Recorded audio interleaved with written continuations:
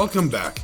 Here in the second video of this section on instructional leadership, let's turn our attention to one of those tasks, those leadership tasks that is essential for understanding what's happening in classrooms, how teachers are approaching content, and how they are engaging students. A task which is critical but almost impossible to accomplish, and that is reviewing lesson plans. Let's say you've got 25 teachers, and they're each submitting lesson plans for the week. Who has time to read them all, to reflect on them, and to provide meaningful feedback to the teachers on what they can do to enhance their instruction and improve student achievement? You can't do it unless you use AI. So what I'm going to show you is a couple of ways to make that process fast and at the same time make it meaningful. I'm calling this lesson feedback in 10 seconds. The fact is, the first review takes a little longer, but after that, it's very, very fast. And let me show you how it works. So what we're going to do, take a look at this prompt here, is we're going to upload a lesson plan that a teacher provides. We're going to ask for strengths and weaknesses. We're going to ask about the pedagogical approach. And importantly, does it appear that the instructional delivery and the instructional activities are going to help students master the content? And for the feedback piece, what can be made better? So let's give it a try and see what happens here. So this is prompt number 35. So I'm going to pop over here to my ChatGPT and paste it in. I am going to go get a lesson plan and drop that in there for upload. You'll see it's called Lesson Plan 1, bad. This is a poor example of a lesson plan. So I've got my prompt, I've got my document, and I hit go. What the AI will do is it will go through and find strengths, find weaknesses, and give some ideas for how it can be improved.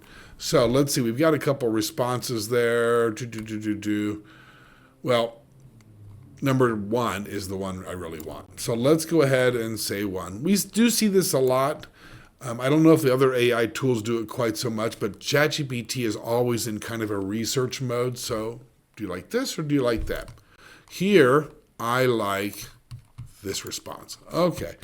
So we've got everything that I've asked for in there, including those recommendations for improvement. Now, if I were to read a lesson plan and reflect on it and write up some notes or sit down with the teacher, I'm not going to get through all of my lesson plans. I'm not going to have a chance to meet with all of my teachers in order to review those plans. So I can do it this way instead. Now, if I'm very wise as an instructional leader, I will teach the teachers to do this so they can have that feedback long before it ever gets to me. All right, so that's 1. Now, how do we make it even faster? Well, very simply, as we've seen in a couple of other ways before, I'm simply going to say, repeat the task. And I'm going to upload number 2 over here. And say go. This is the 10-second version. Upload it, ask for a repeat, click go. And pretty soon, I've got a nice overview of that lesson plan. And on and on and on. I can do this all day long, but with AI, I don't need to. And on and on and on. Okay, so that's the basic approach to reviewing lesson plans.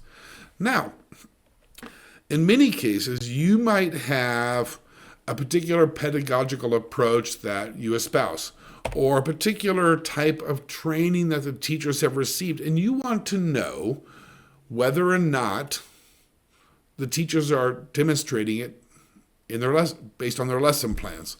So we can tailor the review to look for specific things. So for example, here on prompt number 36, analyze the plan, determine the degree to which it reflects Marzano's concepts. And how can we do it better? So let's drop that one in there. And let's drop in the lesson plan. Let's do lesson plan number 4 in this case, and go. Now, instead of just overall efficacy and thoroughness of the plan, now I'm looking for very specific targeted areas that I want to see my teachers implement. And on and on and on. Okay, summarizing, degree of reflection, moderate, and so forth. Representation's high, so it's got some strengths, it's got some weaknesses. And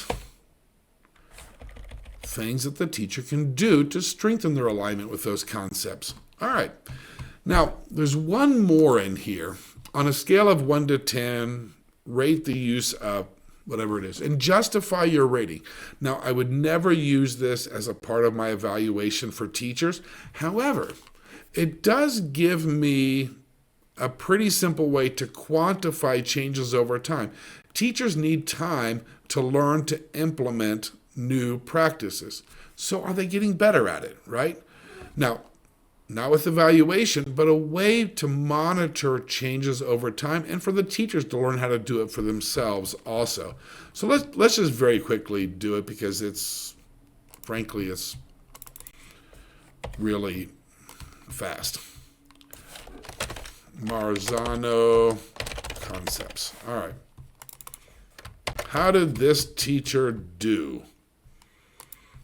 And go. 7 out of 10. All right, strong alignment, which I kind of knew. I chose that sample for that very specific purpose. And very importantly, why that rating was given. Minimally not implemented and so forth. Okay, so you see, I've got my little principle over there. So this is a chance for you to try one of these 3 strategies. The basic review for pedagogy and efficacy, review for a targeted focus area, or just rate its implementation of that area. So I will stop for about 10 seconds so you can hit pause, go get a lesson plan, and give it a try. I'll see you in 10 seconds.